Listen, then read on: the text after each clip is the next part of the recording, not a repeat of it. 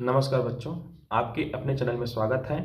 आज हम बात करेंगे प्राकृतिक मानचित्र के बारे में, है ना।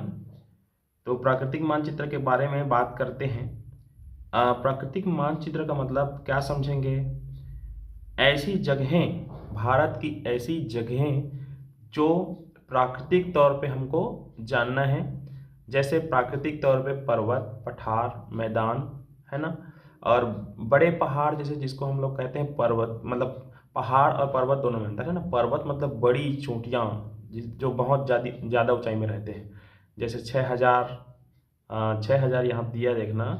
सबसे जो बड़ी 6,000 मीटर, 5,000 मीटर, 4,000 मीटर, ये जो है पर्वत है। और पहाड़ छोटे पहाड़ होते हैं ना। तो इस तरह की बातों को जानना ही प्राकृतिक मानचित्र होता है। तो सबसे पहले हम बात करेंगे भारत के नक्शे में जो रेखाएं, काल्पनिक रेखाएं होती हैं उसके बारे में। तो एक काल्पनिक रेखा जो है कैसे जानेंगे? यहाँ पे 70 लिखा है और नीचे आएंगे, यहाँ पे 70 लिखा है ना। और दाएं देखो, ये 1,000 है, 1,000 बोल रहा हूँ, 10,000। और इधर लास्ट में आएंगे 10,000। तो यहाँ से जो छोटा सा डैश दिख रहा है,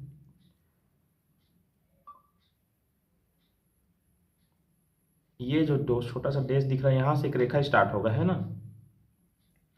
तो इसको मिलाएंगे और ऊपर से रेखा मिलाएंगे, इसी को कहते हैं अक्षांश रेखाएं और देशांतर रेखाएं। जैसे ये यहाँ से ऐसे मिलाएंगे तो ये बन जाएगा अक्षांश रेखाएं, ये और ये।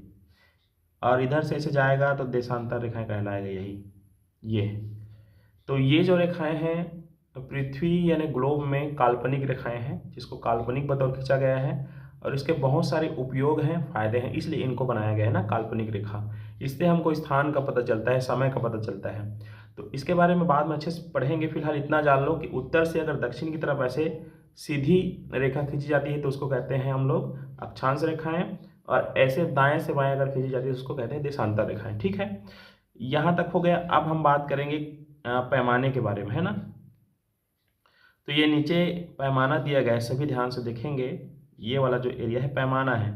पैमाना का मतलब क्या होता है? जैसे एक उदाहरण से समझते हैं, कोई दूरी जो है, वास्तविक दूरी जो है, यहाँ से यहाँ तक हम जाते हैं, है ना। तो यहाँ वास्तविक दूरी जो है 1,000 किलोमीटर है ना। तो 1,000 किलोमीटर को हम, वो रियल दूरी है, वास्तविक दूरी है। अब इसको हमको काल्पनिक बनाना है, यानी नक्शे में लिखना है हमको।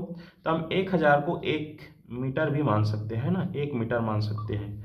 तो इस तरह से अगर 10,000 किलोमीटर है तो इसको हम 10 मीटर मानेंगे, है ना, 10 मीटर। तो इसको कहते हैं काल्पनिक दूरी। तो इसको केवल नक्शे में दर्शा सकते हैं हम, है ना। तो ये हो गया हमारा पैमाना। पैमाना मतलब होता है वास्तविक दूरी को काल्पनिक दूरी में बदल देना या मान लेना, है ना। अब हम बात करते हैं, यहाँ पर अलग अलग जो है कलर दिया गया है ना। तो यहाँ पर जो कलर दिया गया है उस कलर का अलग अलग चित्र में महत्व है। जैसे ये वाला जो हिस्सा दिख रहा है वो सबसे ज़्यादा ऊंची पहाड़ियों के लिए है ना। अब एक चीज़ और बता देता हूँ आप लोगों को। यहाँ पर कुछ सिंबल दिए गए हैं ना, चिन्ह दिया गया है। ये जो है तिकोन, तिकोन जो सिंबल दिख रहा है वो जो है ऊंची चोटियों का सिंबल है ना। ऊंची चोटियाँ मतलब बहुत बड़े बड़े जो है पर्वत, उनको कहते हैं। जैसे माउंट एवरेस्ट है, हिमालय है, इस तरह के। और ये जो नीला कलर का जो लकीर दिख रहा है, छोटा सा लकीर, ये किस चीज़ को दर्शा रहा है? भारत की नदियों को। ये जो दर्शा रहा है अंतर्राष्ट्रीय सीमा को, जिसको मैं पहले बता चुका हूँ पहले वाले वीडियो में। और ये जो है प्रदेश की सीमा को, है ना। तो जहाँ पर ये चिन्ह दिखेगा समझ लेना, वो ये त्रिकोण वाला दिखेगा तो बड़ी चोटियाँ हैं, और ये वाला दिखेगा तो नदी है, और ये वाला दिखेगा तो अंतर्राष्ट्रीय सीमा है, और ये वाला दिखेगा तो नॉर्मल है ना, नॉर्मल सीमा है, राज्य की सीमा है ये वाला। तो ये हो गया हमारा। अब इस कलर को थोड़ा समझते हैं। सफ़ेद, हरा, सफ़ेद, हल्का गुलाबी और गहरा गुलाबी, है ना। इसका मतलब क्या होगा? इसका मतलब होगा पहाड़ी ऊंचाई वाले क्षेत्र, है ना। तो सबसे पहले तो हम लोग इधर चलते हैं और समझते हैं, यहाँ पे आते हैं।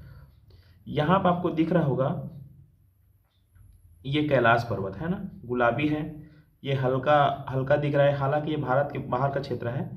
ये जो क्षेत्र है कैलाश भारतीय क्षेत्र है, और यहाँ पर जो दिख रहा है ना एवरेस्ट, वो नेपाल का क्षेत्र है ना। तो ये जितने भी गुलाबी या हल्का सफ़ेद या हल्का गुलाबी दिख रहा है, ये सब पहाड़ी क्षेत्र हैं, बड़े बड़े पर्वतीय क्षेत्र हैं, ठीक है। अब इसमें एक और कलर दिख रहा है, ये पीला कलर। यहाँ भी आप लोग समझना, यहाँ भी जाके, ये हल्का पीला और भूरा कलर है ना, 3001 और 1501, ये जो भाग है पठारी क्षेत्र है। पठार का मतलब आप लोग समझना, पठार का मतलब होता है ऐसे क्षेत्र जहाँ पर ना तो ज़्यादा ऊंचाई रहती है, ना तो ज़्यादा ज़मीन जो है एकदम नीचे रहता है, बीच में रहता है।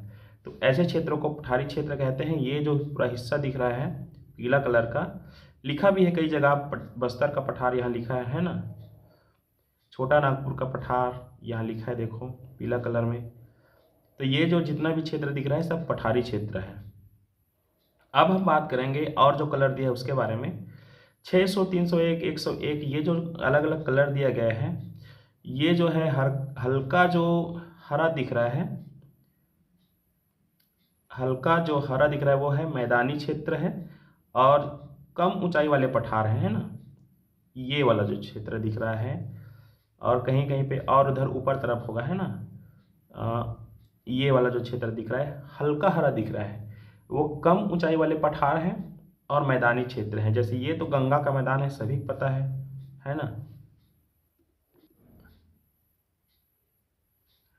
और जो गहरा हरा कलर दिख रहा है, गहरा हरा कलर है ना, ये जो क्षेत्र है, ये जो गहरा हरा दिख रहा है, ये है मैदानी क्षेत्र, है ना, जो एक प्रकार से जिसमें मैदान है, और इसको तटीय क्षेत्र भी कह सकते हैं।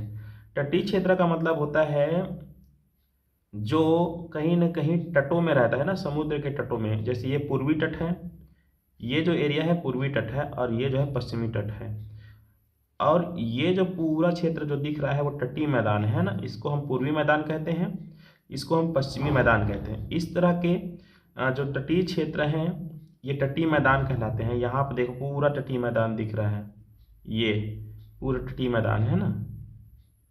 और इधर भी है, गुजरात तरफ आएंगे, भारत के गुजरात और पाकिस्तान तरफ, तो इधर भी जो है तटीय मैदान है, ये देखो। तो इस तरह से भारत जो है अलग अलग प्राकृतिक मानचित्र से बना हुआ है ना। पूरा भारत जो है विविधताओं का देश इसीलिए कहते हैं। तो इस मानचित्र में एक चीज़ और बताना है मेरे को। अब हम हरा कलर के बारे में समझ गए कि वो जो है पठारी क्षेत्र भी हो सकता है और मैदानी क्षेत्र, है ना। अब हम बात करेंगे जो नीला कलर दिख रहा है उसके बारे में, है ना। तो ये जो गहरा नीला दिख रहा है इसको हम क्या कह सकते हैं, ये जो गहरा नीला दिख रहा है ये है हमारा खाड़ी, है ना। खाड़ी मतलब यहाँ पे ना नदियाँ जब बहते हुए आती है ऐसे, तो यहीं खाड़ी में गिरती है। इधर से ऐसे नदियाँ बहते हुए आती है तो एक खाड़ी में गिरती है। तो ये जो गहरा नीला दिख रहा है वो खाड़ी है, और जो हल्का नीला दिख रहा है यहाँ जगह जगह, है ना, हल्का नीला जो क्षेत्र दिख रहा है वो क्या है, समुद्री क्षेत्र है। आपको मैं पहले वाले मानचित्र में बताया था, भारत का जो ये निचला हिस्सा है इसको हिंद महासागर कहते हैं, इस तरफ को बंगाल की खाड़ी, इस तरफ को अरब सागर। तो ये जो हल्का नीला है ये क्या है, सब ये सब सागर है, और जो एकदम गहरा नीला है वो खाड़ी है। खाड़ी जिसमें नदियाँ जैसे यहाँ से बहते हुए नदियाँ आती है और इसी खाड़ी में से गिरती है। यहाँ से कुछ नदियाँ बहते हुए जाती है और यहाँ गिरती है ना खाड़ी में, तो ये खाड़ी हो गया। तो ये था भारत का प्राकृतिक मानचित्र। किसी भी बच्चे को अगर कुछ भी समझ में नहीं आए तो मुझे पूछ सकते हैं नीचे कमेंट में, मैं समझाने का प्रयास करूंगा जितना मेरा ज्ञान होगा, है ना। तो ये है भारत का प्राकृतिक मानचित्र। इसी तरह से एक एक करके मानचित्र को मैं बताते जाऊंगा, आप लोग समझते जाना, क्योंकि आप लोगों को बहुत ज़्यादा ये काम आने वाला है भविष्य में।